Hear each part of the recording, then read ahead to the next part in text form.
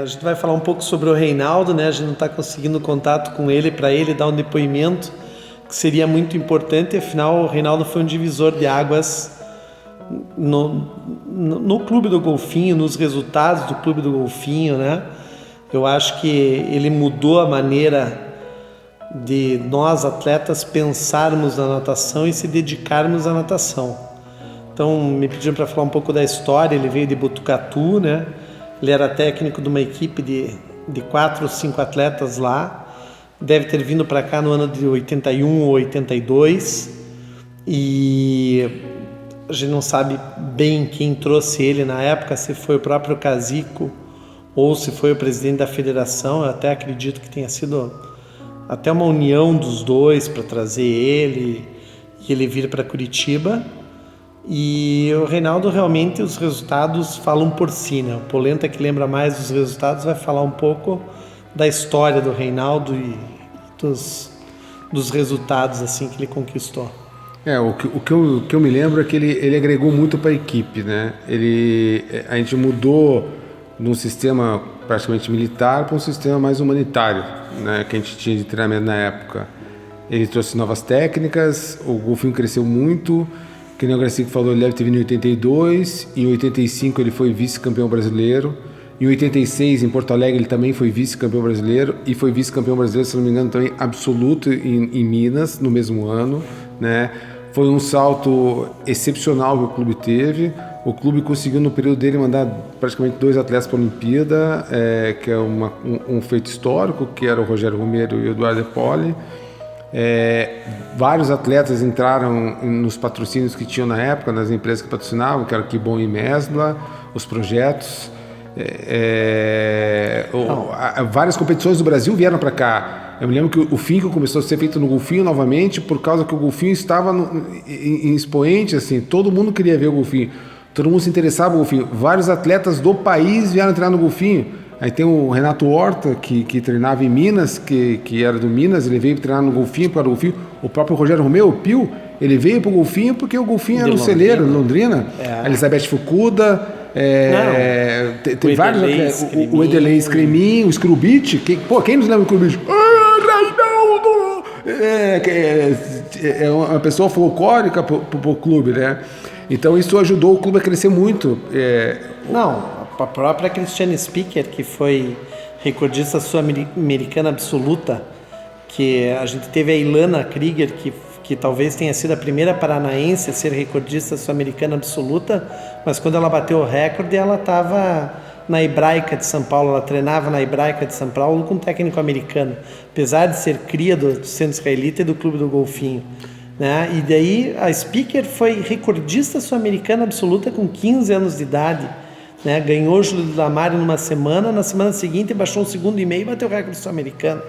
Então, assim, a revolução da história e o número de campeões brasileiros, de atletas participando de seleção para sul-americano, o Reinaldo realmente ele foi um divisor na qualidade da natação paranaense, até diria, não só do golfinho, paranaense. Com o seu jeito, né? Assim, uns amam, outros odeiam. A gente tem muitas pessoas que ficaram até traumatizadas na natação por causa da maneira com que ele extraía o máximo de todos nós, sempre fazendo treinos intensos, cobrando um esforço a mais, uma qualidade a mais. E a nossa essência foi forjada talvez pelo Reinaldo naquela época, sem sombra de dúvida. Eu concordo muito com o que o Gracic falou, porque eu vejo que o Reinaldo ele pegou a juventude de todos nós, né? Então ele mudou muito do que a gente é hoje, né? Graças à disciplina, talvez rígida demais, que ele impunha, ou a maneira com que ele lidava com as coisas, ou da maneira que ele uniu o grupo, porque querendo ou não, o grupo foi mais unido, né? Eu conversando com o Ivan Zelkovski, ele comentou comigo até que, tipo, ele incentivou a compra de equipamentos musicais lá, que a gente usava o bumbo, o pandeiro, lá tinha um repique, e os gritos de guerra, ele incentivou a gente, querendo ou não, sendo autoritário, ou da maneira mais forte dele lidar com as coisas em determinados momentos, ele conseguiu unir muito a gente. A gente até hoje é muito unido muito por causa disso. A gente não gostava de faltar treino, a gente não gostava de perder nada, a gente queria curtir 100% do clube do golfinho, ou seja, no colégio curtindo o clube do golfinho, ou sendo em casa curtindo o clube do golfinho, o tempo inteiro. A gente queria estar com os amigos no colégio, a gente queria estar nadando, e isso levou para a nossa vida hoje, né? A gente quando se encontra, parece que a gente está naquela época, parece que o tempo não passou, né? Na verdade é assim, eu acho que o Reinaldo, eu até comentei um caso ali exteriormente, vou comentar aqui agora, né? Que trabalhando com o Reinaldo estipulava situações assim de você entre si defender os seus, por trás até se você tivesse alguma situação resolver. Mas os preceitos morais que o Reinaldo sempre baseou e incentivou a gente a levar, eles eram muito rígidos e eles fizeram a união do grupo. Ele foi um extremamente habilidoso mediador dos relacionamentos. Ele soube fomentar e fazer crescer os relacionamentos dentro da equipe. E esse talvez tenha sido um dos maiores segredos para o golfinho dar certo. Porque assim, a gente tinha uma competição saudável todo dia dentro da piscina. Porque essa competição, ela não abalava a nossa amizade, mas ela fortalecia a nossa capacidade de treinar e a nossa capacidade de realizar. É isso mesmo, concordo. Ele conseguiu bem isso, né? A gente era rivais, né? Não era só o Curitibano que era nosso rival, né? A gente era rivais entre si. Sim. Né? E ninguém era inimigo. Sim. É um negócio impressionante.